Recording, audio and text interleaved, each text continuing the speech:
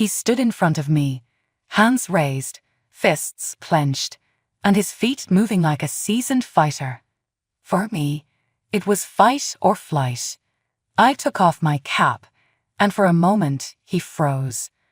Dear listeners, today I bring you a story of a man cheated on by his wife with a martial artist, putting her husband in a very dangerous situation. My name is Nolan. I am a 35-year-old man. I was married to Celeste, who was 32 when we got divorced. I work as an engineer at a local company and make a decent amount of money every month. We have a 6-year-old son, Ron. I met Celeste through a mutual friend who introduced us. We kept in touch and later started dating. After dating for about 3 years, we decided to get married. We had our honeymoon in Phuket, Thailand. During our honeymoon, my wife was staring at all the Asian men and asked me, "These guys are smaller than the average white man. They must be small between the legs, right?" I took that as a silly question and laughed it off. Celeste was always into fitness. She used to regularly visit the gym and try to stay fit. When Celeste was pregnant, I took extra care of her. I cooked at times and fed her in bed. I tried my best to pamper her during her pregnancy, as my mother told me that keeping her happy would make the baby bright. Once Ron was born, I knew it was time for me to start pushing myself at work since we needed more money. When Ron turned 5, Celeste started going to the gym again to lose the baby weight she gained during her pregnancy. This is where my life took a turn for the worse. In 2 months, Celeste had lost almost 20 pounds, and I was shocked at her transformation. I saw her getting better every day but didn't realize just how much weight she had lost. I asked her what her secret was. She explained that she was training in martial arts, which helped her lose weight. Inspired, I decided to go back to my old gym. I started training, and after a few months I was getting physically better, but I wasn't losing weight like my wife. One day, I asked if I could train with her trainer to lose some weight. She seemed taken aback and said the class was full and not taking any more trainees. I was a bit surprised but brushed it off and didn't think much of it. A few days later, as I was leaving for home, the front desk lady asked me to wait. She told me some guy had come looking for me. I asked if he left a message, but she said no. I asked what he looked like, and she said he was an Asian guy with a tattoo on his neck. I brushed it off since I didn't know anyone like that. The next day, my wife asked if I wanted to watch a match this match. She said she had front row passes. I was surprised and asked how she got them. She said her trainer was competing. I agreed, excited since I had never seen this match up close. At the event, after 3 fights, it was her trainer's turn. It was a 150-pound fight. The fighters stepped into the ring, and I noticed both had tattoos on their necks. I laughed at the coincidence that someone with a similar tattoo had come to my office. The bell rang, and Celeste's trainer knocked out his opponent within 15 seconds. The fight was one-sided, and the winner was celebrating. I excused myself for a quick pee. When I came back, I saw my wife hugging the fighter from a distance.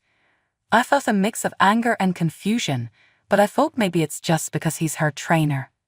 Things like that happen among team members. On the way home, I asked my wife why she hugged the guy. She said it was just a small hug because he was her trainer and nothing more.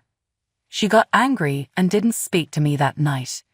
She said I ruined her mood and her happiness over her trainer's win. I apologized and tried to smooth things over. That night, I woke up and didn't find my wife in bed. I started looking for her and saw her in the kitchen, standing naked with her phone on the table. She was on a video call with someone and said, "This is your prize for today." I woke up, picked up the phone, and saw she was recording a video, not sending it. Before I could check further, she claimed it was for me as an apology for our fight. I turned her onto the kitchen table and made sure it was one of the best experiences she ever had. When we were done, she collapsed on the floor, panting hard, and said we should do this more often. I was foolish to believe her that night. The next morning, I woke up happy and went to the gym to train. I trained hard that day. It was cold, so I wore a beanie cap and had my hood over my head. Once I was done, I walked out of the gym to go home. Near my car, a man walked up to me. He was about 170 centimeters tall, and as he got closer, I recognized him as Celeste's trainer. He walked up to me and said, "I love your wife. I make love to her twice every day and send her home with my seed in her. Now, don't touch her and leave her immediately." I was shocked and surprised. My face must have shown it because two of my training partners walked up and asked what was happening. The guy then threw some insults at me and said I needed to walk away from my wife, or he would beat me up right there. I was still in shock, clueless about what this guy was talking about. My training friends were ready to step in, but I stopped them. I told the guy he needed to be clear about what he was saying and if he was sure he wanted to deal with me. He claimed Celeste was his love and that he alone wanted her. Then, he took off his jacket and got ready to fight. He stood in front of me, hands raised, fists clenched, and his feet moving like a seasoned fighter. For me, it was fight or flight. I took off my cap, and for a moment he froze when he saw my cauliflower ears. That alone is a clear message. It's time to back off. The guy shook his head and put up his fists. You see, I'm a former high school wrestler. I stand at 6 feet 3 inches and weigh almost 260 pounds. And here was this 150-pound guy threatening to beat me up. I took off my jacket and got ready. He threw a punch at my face, cutting me over my eyebrow. Blood started dripping down my face. He then asked, "You want more?" Before he could finish his sentence, I had him in a double leg takedown, lifting him more than 6 feet into the air. It's a bad feeling to be taken down from that height. When your body hits the ground, it knocks the air out of your lungs, making you feel like you're underwater with no air. I picked him up again and smashed him onto his car's bonnet, denting it. I picked him up once more and slammed him down again. He lay there like a crumpled piece of paper. My friends assured me they would be witnesses if he filed a complaint.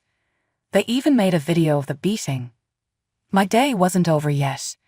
More secrets were about to be uncovered.